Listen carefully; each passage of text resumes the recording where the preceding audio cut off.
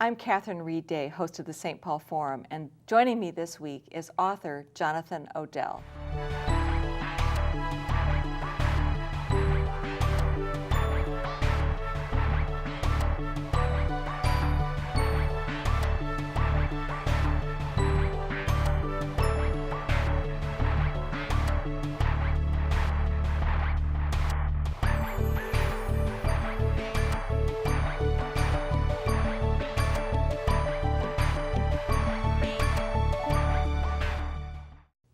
Hi, I'm Catherine Reid, host of the St. Paul Forum, and joining me this week is author Jonathan Odell. Welcome, John. Hey, Catherine. How are you doing? I'm great. I'm so excited to have you. I have fallen in love with your book. Oh, wow. And have just been looking forward to having you talk about it. So, first of all, tell us a little bit about your book. The name of the book is Miss Hazel and the Rosa Parks League. Takes place in the 1950s. The two major characters are two women, two very strong women, a white woman and a black woman.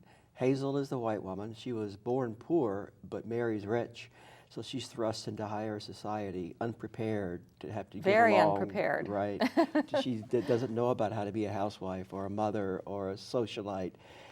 And the other character is Vida, who is a black woman. She comes to the Graham household to take care of Hazel after she falls off the deep end. After the loss of a child, she becomes very depressed, starts to drinking, and her husband, who's very conscious of his image, hires Vida to be Hazel's keeper, to keep an eye on her. Mm-hmm.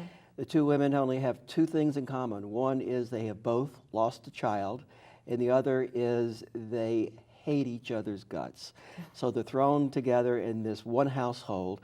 And so it plays out through the book. It's like a domestic challenge of wills between a black woman and a white woman. Mm-hmm. And the time period for the story, what is significant about the time period? It was a period that I knew a lot about the civil rights era in the 60s on. I'd read in history books about Martin Luther King, but what I didn't know was the era preceding that in the 1950s and what we call Jim Crow.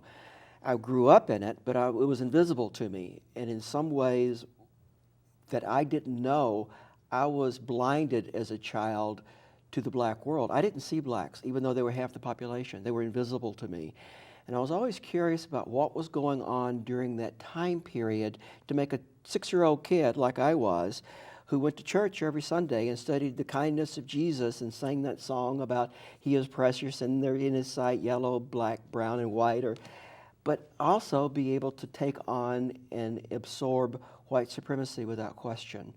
So I wanted to study that. The other thing was, it was a seminal period that launched the civil rights period, especially in Mississippi. This was a time of Emmett Till, who was the 14-year-old child who was lynched in Mississippi, that sent shockwaves through the nation. Also the time of Rosa Parks, right over the border in Alabama, who our television stations wouldn't report on that because we didn't want to cast any positive lights on the civil rights movement, but the African Americans find out about it anyway, and she became a local hero. So all this was happening below the surface. So I wanted to take a household in a small town in Mississippi and talk about how all of these forces, some of them clashing, affected families at a family level. And so you make it incredibly intimate. Thank you. Incredibly that was the intimate. goal. Yeah, it is so intimate, and because I'm a child of the era as well, and deeply involved in the civil rights movement. Growing up, that was my coming of age. It is so interesting to be able to go and re-experience a period of time from a completely different perspective, because it is set in the South. I grew up in the Midwest, but it is so timely for us to be taking this look. I mean, this even using the phrase Jim Crow, you're saying you experienced it. Can you make sure that people understand what you mean by that first? Sure. After slavery and then after Reconstruction, whites took control again of the state, and they did that by legally disenfranchising black people in 1980. So they instituted things like the poll tax and literacy tests to keep blacks from voting, which we're experiencing today again. We're talking about suppressing the vote in different ways. That's how we did it in Mississippi. We also passed rules about whites and blacks couldn't share the common social spaces and educational spaces and religious spaces, which began segregation. So those were still in existence when I was being raised. Nobody ever taught you, sat down and told you, well, blacks are inferior and you are superior because you're white. It was absorbed by this time. You take it into the bloodstream because people are acting a certain way. You see blacks and whites not looking at each other as equals. You see that blacks can't look at whites in the eye. It was that they would get in trouble. So as a child, you take these things in and you say, oh, it's about color. And somehow my color is better. And that's a good thing. I mean, what child doesn't want to feel special? Unfortunately, we were trained to feel special at the expense of an entire race. So that was Jim Crow. It was a legally instituted oppressive system to disenfranchise blacks from public life. So you were growing up in Mississippi. Yes. Where did you grow up? A little town called Laurel, Mississippi. It's in South Mississippi. It's about 30,000 people, half white, half black. It's right over the border from Alabama, so we're not far from Birmingham. So were you you were educated there? Right. Where did you? And miseducated there. And miseducated. And did you start thinking about being a writer, or what was your own vision for yourself in that environment? In that environment, I had dreams early on of telling. I was a storyteller. Writing always seemed like a horrible word, because that means Ms. Ainsworth, the fifth grade teacher, would put red marks if you misspelled something or periods.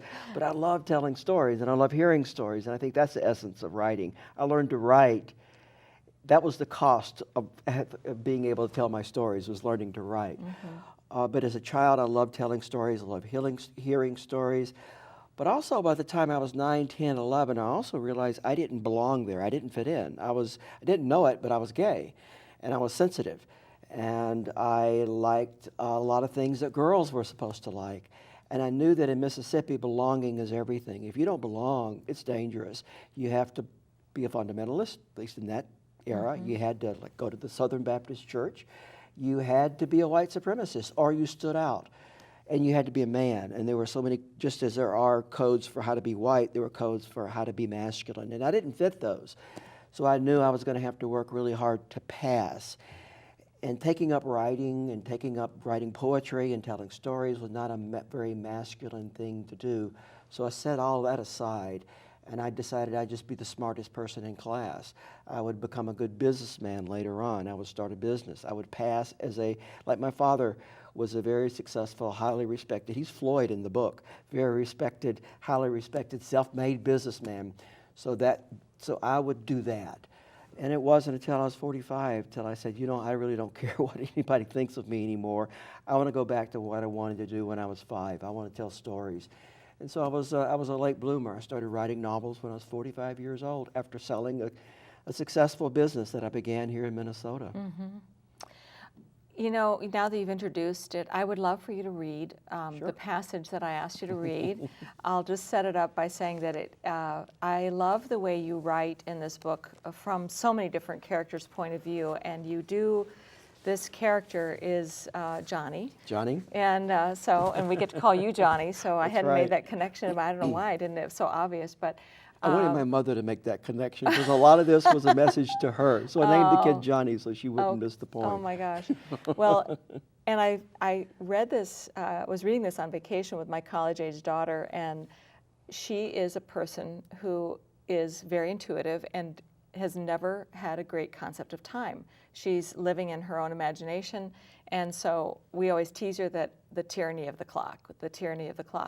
But so this passage particularly charmed both of us. I read this particular passage aloud to she and my husband when I encountered it. So I'd love for you to read. It's very have flattering. Johnny tell that. This was a tough one because Johnny in this passage is only 6 years old, and it's been a heck of a summer for him. His brother has died, and he doesn't. So he's grappling with all these concepts that are adult concepts, but prematurely he's having to deal with them, like death and like absence. And when his brother dies, everybody keeps telling him, well, if you remember him, he'll come back. So he's taking that literally. So he's trying to remember his brother, so his brother Davy will come back. His mother has become depressed, and now she's being tranquilized by the doctors. And she has emotionally abandoned her child. So here Johnny is without his mother, not knowing what absence means, and not even knowing what grief means.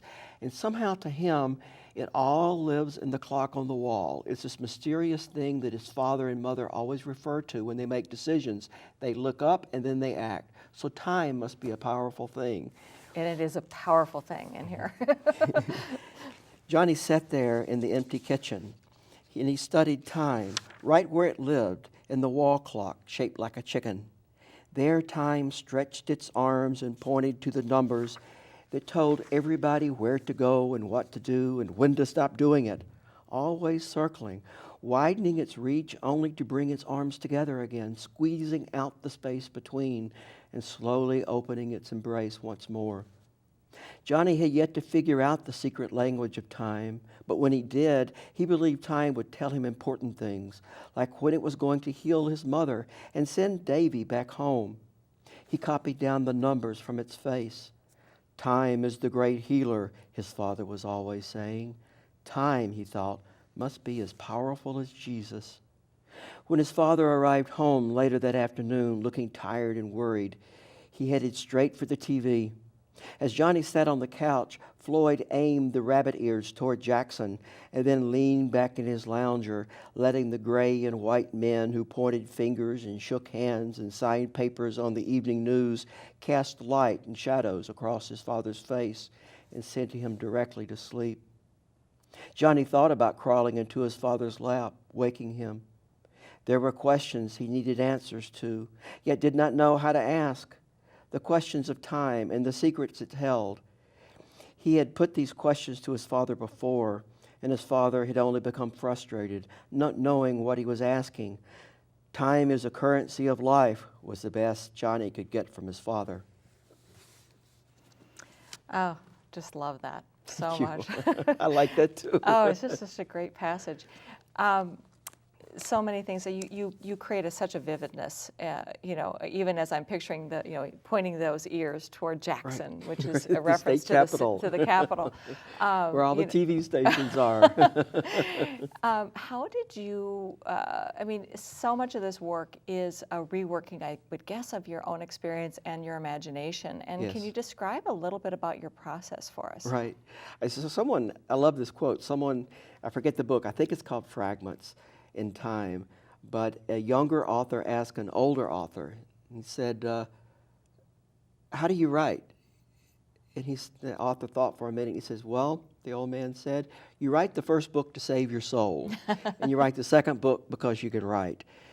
And this was actually the story of my first book. Yeah. It was an attempt to reconcile myself with my parents and with the South, which I'd totally turned my back on. I didn't want any part to do with the South. I saw the whole area as oppressive and homophobic and racist, and my parents as abandoning and country, and I wanted to create myself new. Well, when you get to a certain age in life, you realize that, I think Tom Wolfe said, you can't go home again. Mm-hmm. The truth is, you can never really leave either. You carry your past with you, and either it haunts you or you embrace it. And writing this book was going back into my past and coming to terms with those things that I was haunted by, the scary things, the abandonment of my own mother, her going off to the mental institution, her drinking, her driving her car drunk around town and humiliating us all, my father's commitment to work above all things and leaving me to take care of my mother. Mm-hmm. Even as a 6-year-old, I was the little man in the family, kind of raising and making sure my mother didn't get in trouble and taking care of my little twin brothers and watching out after them. And so it was also a time when things were happening around me. I remember in the neighbor's yard, I didn't know about racism, but I was absorbing the lessons of racism, if you can understand that. I learned that the man in the backyard who was a black man, who I liked really a lot, and I thought was my friend, and I called him Mr., because you called elderly people Mr., until my neighbor, who was a very Christian woman and very kind, came to me and says, oh no, Joe's not a Mr., Joe's a, and then she used the N-word. Mm-hmm. And I was only 6 years old, but I took that in and realized, oh, this man is not important to my life, and he gets to become invisible. We're different, and it's color that makes the difference. So all I have to pay attention to is white people. And so the drama and the humanity of an entire race of people disappeared. So I didn't see them.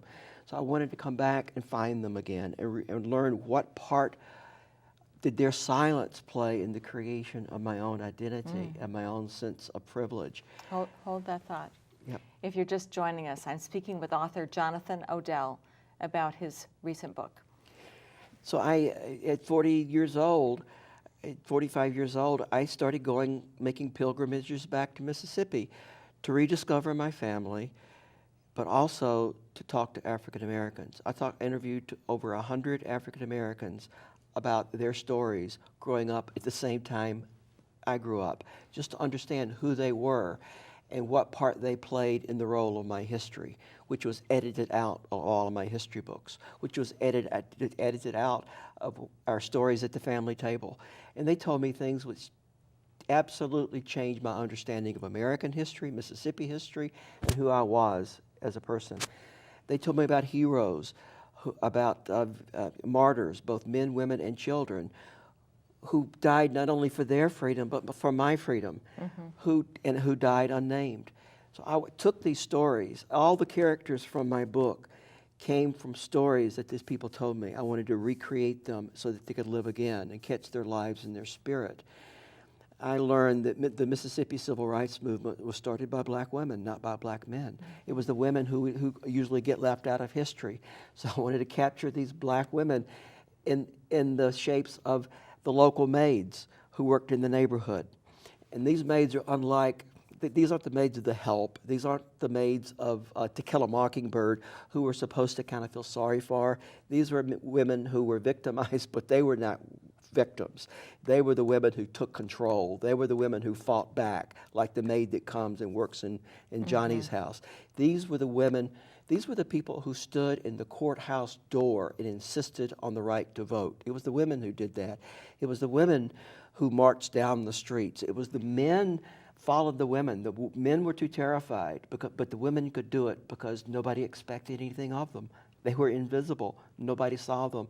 They worked in our households and were talked over like furniture. So they took important information from these white households and pooled it and gave it to the civil rights workers and gave it to Martin Luther King. We had a KGB movement among black people in Mississippi, a spy network.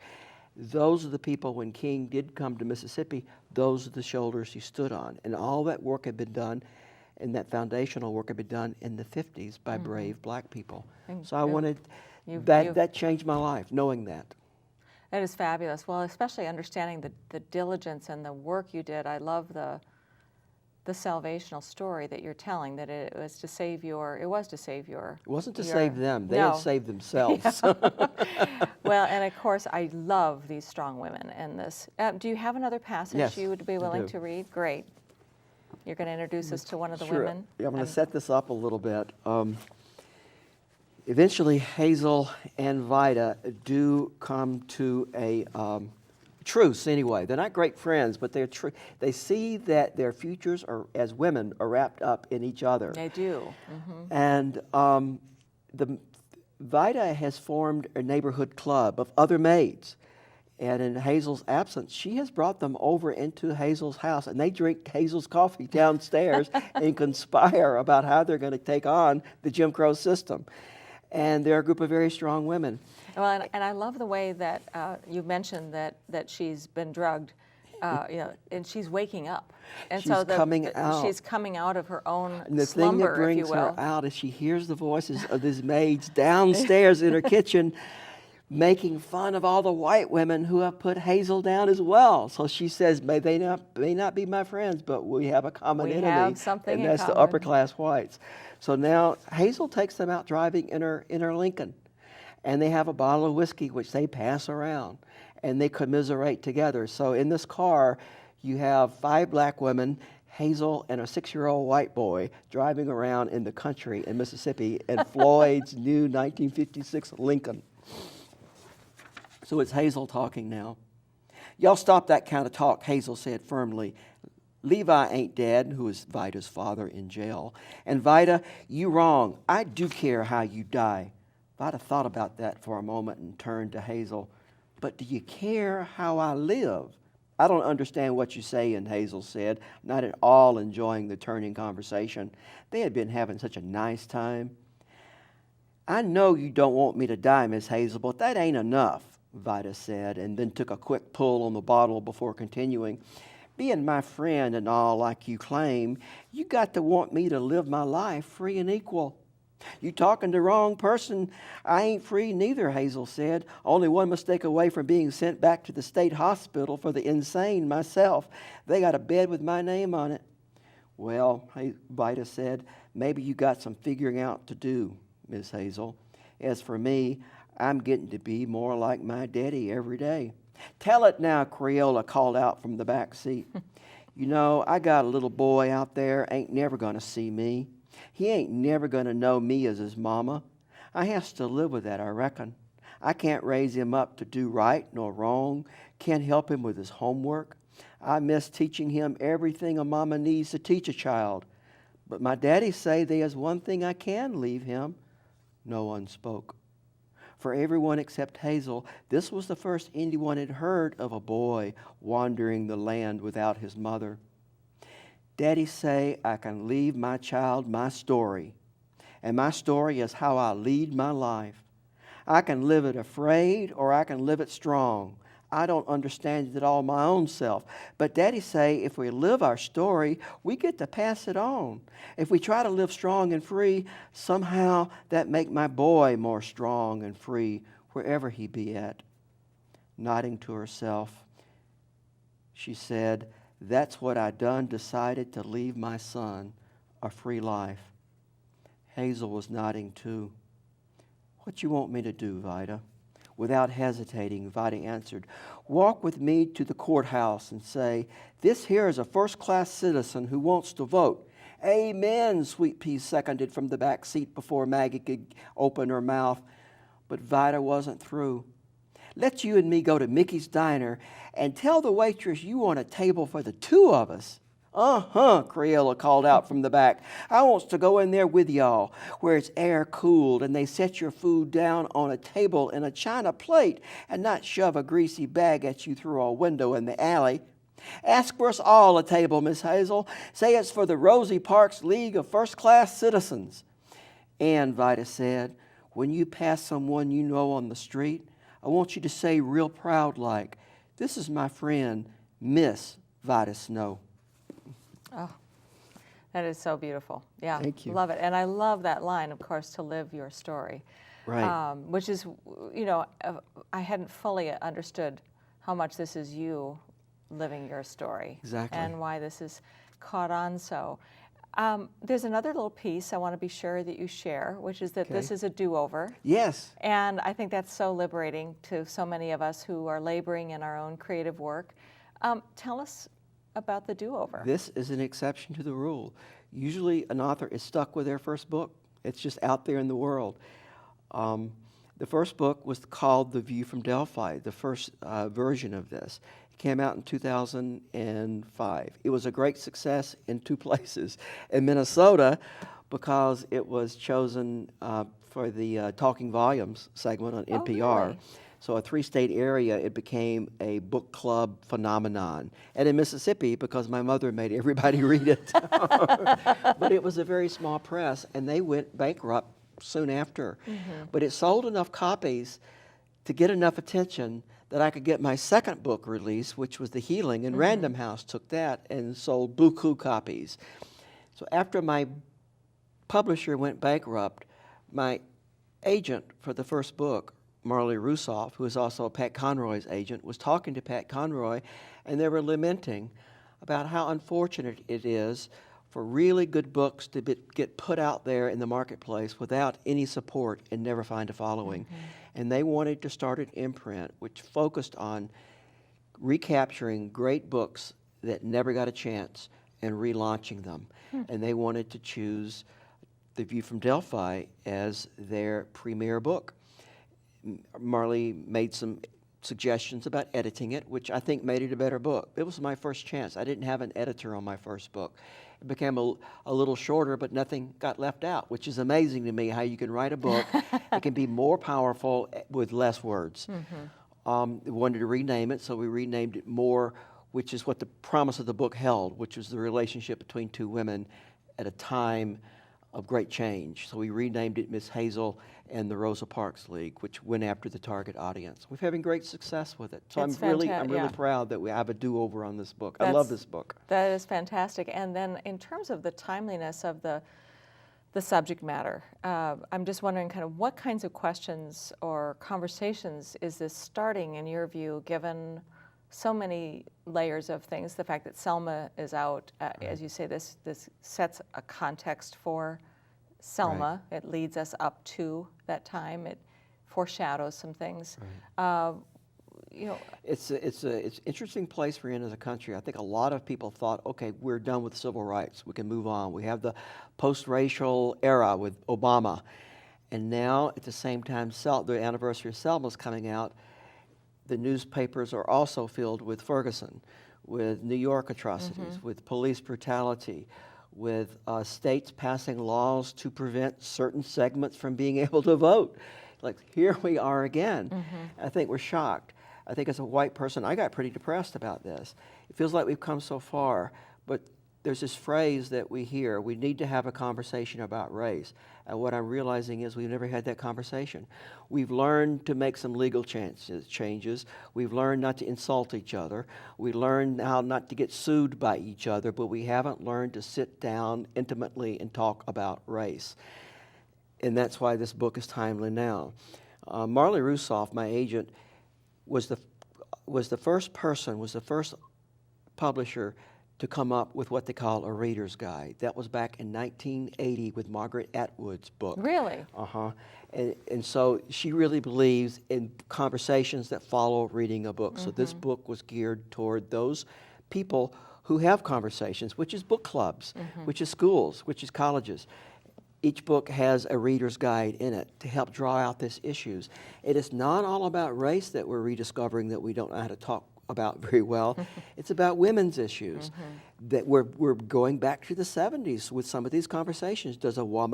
How much control does a woman have over her body? How much control and access does she have to equal opportunities in the workplace? We think we've come so far, and all of a sudden, wow, we're rediscovering that. So in 2015, it's two conversations we're looking at, not only race, but also women's issues. The right of women to lead their own lives as equal in the society. Well, I want to be sure that people can find you, so and have a chance to come and meet you in person, because you will be doing some readings locally again in May. Locally, and you can go to my website. It's easy. It's jonathanodell.com. There's an events page there, and I believe we're doing something in Excelsior pretty soon, and also at some libraries. So check us out. Come see me. Absolutely. Because it's charming to meet you and hear this in person. It's so lovely to hear you read it aloud, because there's music in these voices. Thank you. And obviously, hearing it read aloud just gives it another That's how my layer. people talk. As I say, I love hearing how it is. So is there another book coming? Yes, we have two books. One is on my agent's desk. It's the first draft of a memoir, which is about growing. It's a lot of the stories that I tell when I go out with the books, about growing up in Mississippi and what it was like to grow up gay and Southern Baptist and fundamentalist and Jim Crow. And I think I want to call it God, What Were You Thinking? So I want it to be light, but I want it to be serious too. And then I have a third novel that I'm 100 pages into. Wonderful. I'm a bestseller in Norway for some reason, and they're wanting to buy the third book already. So this is translating so well to other countries. I'm so happy. Well, thank you so much. Thank you so much for joining us. Come see us again next week on the St. Paul Forum.